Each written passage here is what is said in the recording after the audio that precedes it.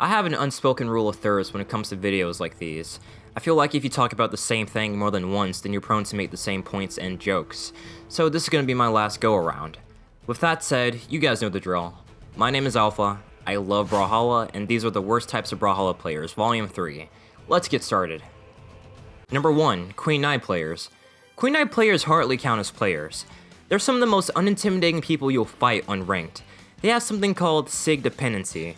That basically means that every action they do mid-match has to include a SIG, almost like it's a nervous tick or something. I'd say they should go to a doctor, but the only clinic they need to be around is a mental one.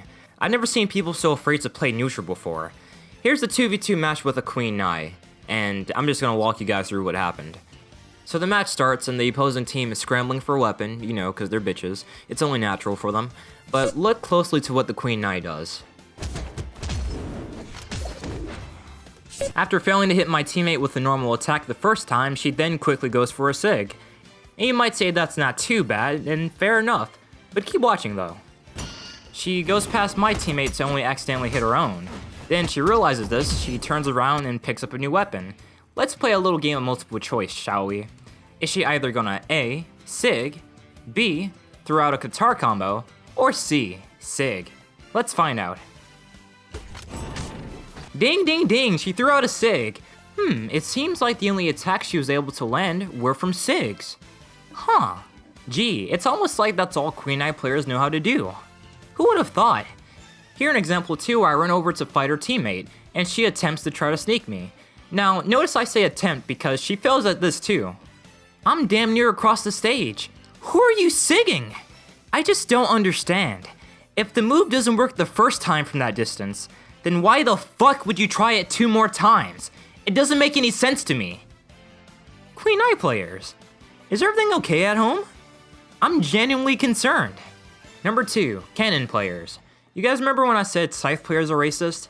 They are, but Cannon players aren't too far from it. Fighting Cannon players gives me heartburn. You would think that this would be one of the slowest weapons in the game, but it's not. It's actually the opposite. I would say that Cannon is probably the most versatile weapon in Brawlhalla. It has some pretty nice movement options, the true combos are pretty cool, and overall it does a lot of damage.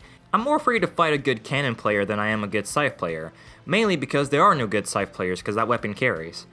Overall, I can say that Cannon is a weapon that I may not like, but it's one that I can respect. But what I don't respect are the Cannon legends themselves, particularly Zul. I can't stand this legend. Every cannon SIG he does on me feels like a hate crime. Zul has 2 weapons that are great for crowd control, Axe and Cannon. Why does he have both? I'll never know, but he does. So you know what that means. If they don't have one or the other in their hand, then they aren't gonna fight you until they get one. It's to be expected, but I don't know, for whatever reason, just seeing this character do that pisses me off the most.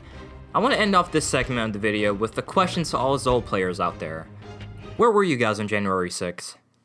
Instead of going over honorable mentions, this time I want to talk about a comment that I received on Reddit a while ago that I never actually addressed, so that's why I'm going to do it now. It says, no one wants to fight unarmed. It's irritating. I understand the chasing. It's pretty obvious they don't want to gamble fighting someone with an actual weapon while you're defenseless. That has to be the most bitch-made shit I've ever heard. No one wants to fight unarmed. Speak for yourself. I know tons of people who prefer fighting unarmed. How is it irritating? It's a fighting game! Imagine trying to avoid the best part of the game. So here's a scenario, okay? Let's say you're fighting unranked and your opponent is hogging all the weapons, and for whatever reason, you don't have a weapon. What are you gonna do? Are you gonna wait until you can get a weapon to spawn for you? Or are you gonna go over there and throw hands?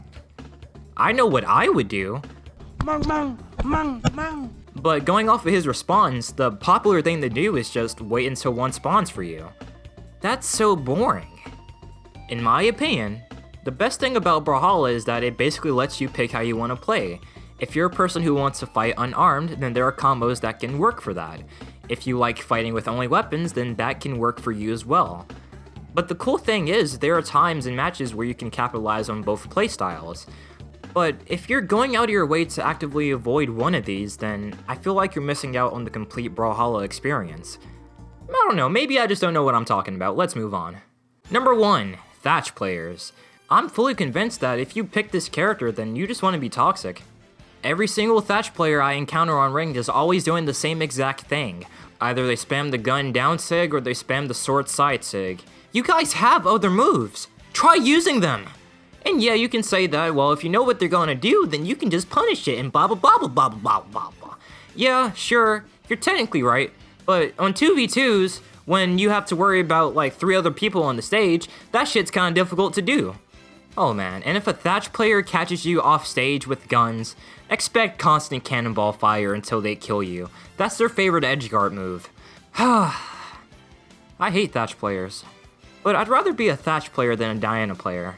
Sure, as a Thatch player I might not like myself, but I'd rather have that than be a supremacist.